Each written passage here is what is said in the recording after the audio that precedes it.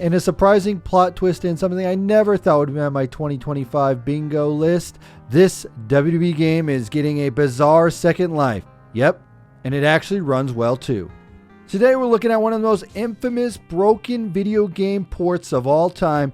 That is WWE 2K18 on the Nintendo Switch and its new life on the Nintendo Switch 2.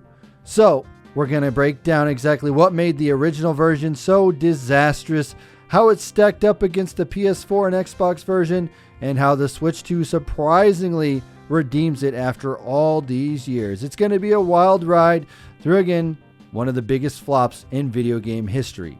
First, let's take you back.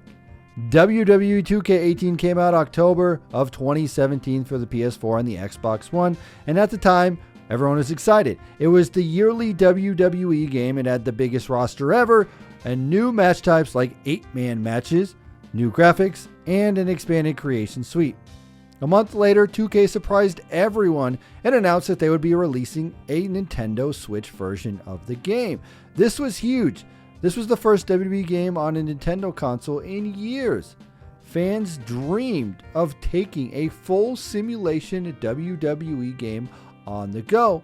Unfortunately, that wasn't really a dream. It became a nightmare. Right away, the biggest issue was performance. On PS4 and Xbox One, the game mostly ran at 60 frames per second, with occasional frame drops during chaotic matches, but that's to be expected. On the Switch, the frame rate was a train wreck. Even in one-on-one matches, it struggled to maintain 30 frames per second. Add a couple more wrestlers to the game and it would crawl into the teens, sometimes even as low as 15 frames per second. Wrestler entrances infamously played in slow motion. While the entrances played normal, it looked and sounded ridiculous. Load times were also brutal. Going from the main menu to the match felt like waiting for an old DVD to buffer. And to make it worse, the official 2K support page at the time even advised players to dock the Switch for a better performance. That totally defeated the purpose of having a portable system like the Switch. The idea is to put the game on the dock, take it off, and take the game with you, but you couldn't do that with WWE 2K18. Then there were the graphics. Compared to the PS4 and the Xbox One version, the Switch version looked extremely rough. Character models lost a ton of detail, the lighting was watered down, shadows were blurry or missing, and crowds looked half finished. Some crowd members were static cardboard cutouts that didn't even react properly. In handheld mode, the small screen hid some of those flaws, but when you had it docked to a TV, it looked like an early PS2 game pretending to be next gen. Dynamic resolution scaling tried to keep the frame rate from tanking completely, but it meant the image would constantly shift between blurry and pixelated, especially during big moments like Royal Rumbles. Bugs. Oh yeah, this game had bugs. We all know that wrestling games can be glitchy at times with clipping issues and moves just not looking right, but the Switch version pushed this to the extreme. Wrestlers would get stuck in turnbuckles or teleport halfway across the ring. Rope physics would glitch so badly that people bounced around like rubber bands. Sometimes the camera would spin out of control or the match would just freeze entirely, forcing you to hard reset the console. One of the most embarrassing and infamous bugs were the entrances. They were playing slower than real time, but the entrance theme was blasting ahead, so the music would finish before your superstar even reached the ramp, making for some hilarious gameplay. As if poor performance and glitches weren't enough, the Switch version didn't even have all the content. The headline feature, 8-man matches, was scrapped entirely. Some lighting effects, certain match types, and even camera angles were removed to help the game limp along. Online features were also hit or miss. Downloading community creations were slow and didn't work at all for many players, a huge loss for the WWE 2K fans who love customizing their rosters with created superstars. Even basic UI stuff was wrong at launch. Early copies had PlayStation button prompts instead of Nintendo ones, showing how rushed the port was. So how did fans and critics react? About as badly as you'd expect. Nintendo Life gave the game a 3 out of 10, calling it nearly unplayable and saying it simply isn't fit for purpose. Nintendo World Report described it as one of the worst ports I've experienced in quite some time. User reviews weren't much kinder. Best Buy and Amazon pages were filled with 1-star reviews complaining about the constant freezing, stuttering, and missing game modes. Some players even begged for refunds, but at the time, Nintendo's eShop didn't have a great refund policy, so people were pretty much stuck with it. Meanwhile, the PS4 and the Xbox One version got average reviews, around 7 out of 10, with people criticizing the usual wrestling game flaws, but generally enjoying the game's big roster and match variety.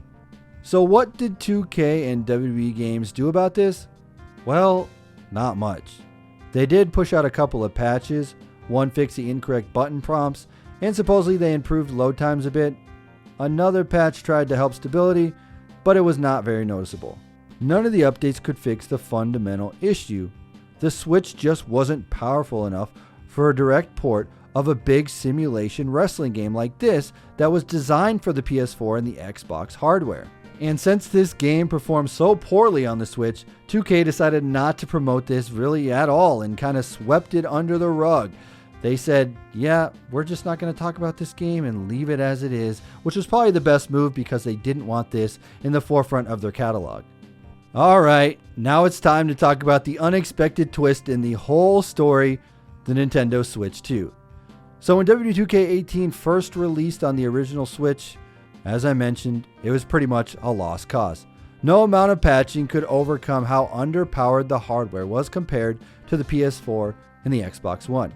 It was so bad that 2K skipped putting out future WWE games on the Nintendo Switch altogether. But fast forward to today, the new Switch is here, with more powerful internals and better performance across the board. And guess what? Players who still own WWE 2K18 digitally or on a cartridge are discovering that the game now runs way better than it ever did before. The upgraded CPU and GPU mean that the frame rate no longer tanks during entrances or multi-man matches. Reports from early adopters show that it's finally playable at a stable 30 to 60 frames per second depending on match sizes, which is a huge jump from the slideshow that we had back in 2017.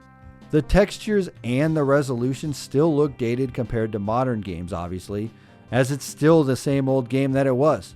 But thanks to the more powerful hardware, the dynamic resolution holds steady more often and load times are dramatically shorter.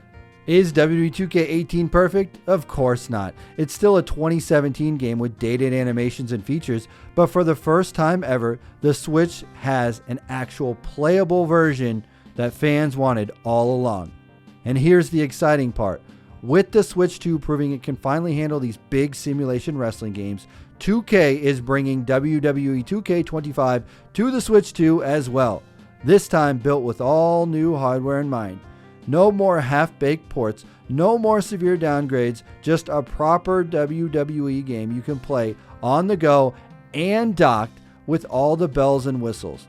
It's like we're finally getting the portable WWE game experience we were promised back in 2017, but this time it's done correctly. Thank you guys for watching this video. If you do enjoy this, make sure you hit that like button and let me know, were you able to check out WWE 2K18 on the Switch 2? If you did, let me know how it worked for you. As always, I'm TonyPizzaGuy. We'll see you in another video.